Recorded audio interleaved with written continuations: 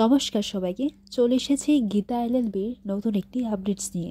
আজকের গল্পের শুরুতে আপনারা দেখতে পাবেন গিনি কাভিয়াকে ফোন করে বলে যে তোমাকে একটা সম্পর্ক ভাঙতে আমার সাহায্য করতে হবে।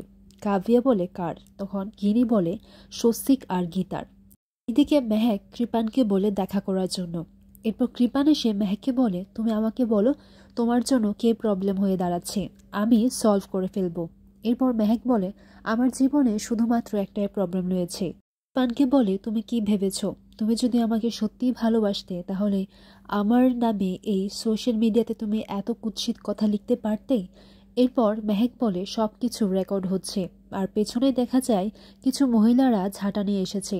আর মেহেক বলে যে একে এমনভাবে আড়ন ধোলাই করো যাতে ও আর কোনোদিন অন্য নারীর সম্পর্কে সোশ্যাল মিডিয়াতে কোনো কুৎসিত কথা না লিখতে পারে। এইদিকে দেখা যায় স্বস্তিক মেহেককে বলে যে গীতার এগেনস্টে লড়াই করছে ওর বাবা গণেশ গাঙ্গুলি, আর কৃপানকে যে মারধর করা হয়েছে সেটা সোশ্যাল মিডিয়ায় ভাইরাল হয়ে যায়। আর ধীমান বলে এটা কে করেছে? তখন কিরণকান্তি ব্যানার্জি বলেন কে আবার? ওই মেহেক। তখন ধীমান বলে যে এই ছোট্ট একটা মেয়ে। তখনই দেখা যায় সেখানে মেহেক আসে। মেহেক এসে বলে কেন, আপনি কি ভেবেছিলেন কিরণকান্তি ব্যানার্জি আপনার ছেলে এত কিছু করে যাবে আর আমি চুপচাপ বসে সেটা দেখব? মেহেক এসে সবাইকে দেখে বলে বাবা এখানে তো দেখছি রাহু কেতু শনি সবাই রয়েছে। হ্যাঁ, গীতার মতো কথা বললে তখন কিরণকান্তি ব্যানার্জি বলে যে তোমার মুখে তো দেখছি গীতার প্রতিবিম্ব। এরপর মেহেক বলে হ্যাঁ সেটা হবে না কেন, আর এক এক করে প্রত্যেকটা মেয়ে গীতা বৌদির মতো কথা বলবে। আর আমাদের বাড়ির একটা মান সম্মান আছে, আর সেটা নিয়ে যদি আপনার ছেলে খেলা করে তাহলে কিন্তু কোনো অ্যাডভোকেট গীতা এলএলবির প্রয়োজন পড়বে না। তার জন্য এই মেহেক মুখার্জি কাফি আছে। এইদিকে দেখা যায় কৃপানও এসে পড়ে। কৃপান এসে বলে তুই সবার সামনে আমাকে মার খাইয়েছিস, এখন কি হবে, তুই এখান থেকে যেতে পারবি তো? তখন সেইখানে পঙ্কজ খাসনবিশ চলে আসে। পঙ্কজ খাসনবিশ এসে বলে যে আমি পুরো স্কিমটা বুঝতে পেরেছি, আর আপনার ছেলেকে বুঝিয়ে দিন, নইলে কিন্তু ওকে আবার হাজতে ভরে আড়ন্দোলায় খেতে হবে।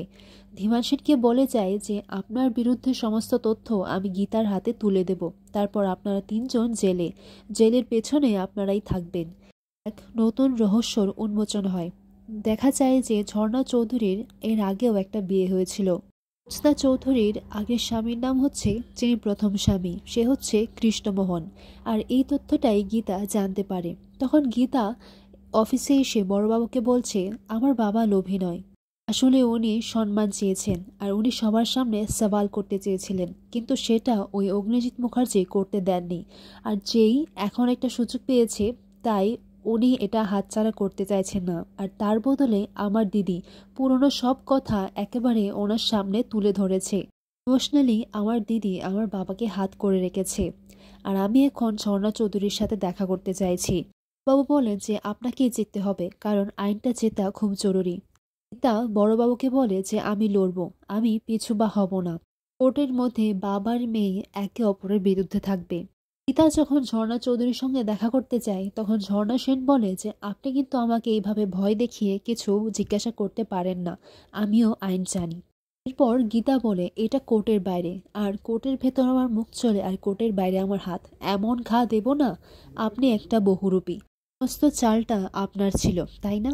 কারণ সঞ্জয় চৌধুরী আপনাদের কোম্পানির বিষয়ে একটা কথা জেনে গিয়েছিল, তাকে আপনারা বাঘে আনতে পারছিলেন না, তাই ওনাকে ভালোবাসার জালে ফাঁসিয়েছেন, আর ওনাকে বিয়েটাও করে নিয়েছেন, তারপর অপহরণ, আর তারপরে ওনাকে মার্ডার করেছেন, তাই তো? তখনই সেখানে ভজনও হাজির থাকে। ভজন বলে কী সব উল্টোপাল্টা কথা বলছিস, নাটক সাজাচ্ছিস নাকি? তুই কি বসে বসে নাটক লিখছিস? তখন গীতা বলে আমি কোনো নাটক সাজাচ্ছি না, আমি প্রমাণ করে দেব যে ওনার স্বামী ছিল ওই কৃষ্ণমোহন, আর তারপর সঞ্জয় চৌধুরীকে প্রেমের জালে ফাঁসিয়ে ওনাকে বিয়ে করেছেন ওনার দ্বিতীয় স্বামী। এরপর ঝর্ণা বলে যে আপনি মুখ সামলে কথা বলুন। তখন গীতা বলে আপনি আমাকে চুপ করাতে পারবেন না, এমন একটা তথ্য হাতে লেগেছে, এই বড়বাবু আমাকে সেই তথ্যটা দিয়েছে। এখন এই কেসের উপর থেকে আস্তে আস্তে সমস্ত কুয়াশাটা সরে যাচ্ছে, আমি সত্যিটা আস্তে আস্তে জানতে পারছি। গীতা চলে যাওয়ার পর ঝর্ণা ভজনকে বলে ভজন যে করেই হোক ওই কৃষ্ণমোহনকে খুঁজে বার করো, কারণ এই তো হচ্ছে এই খেলার আসল বোড়ে।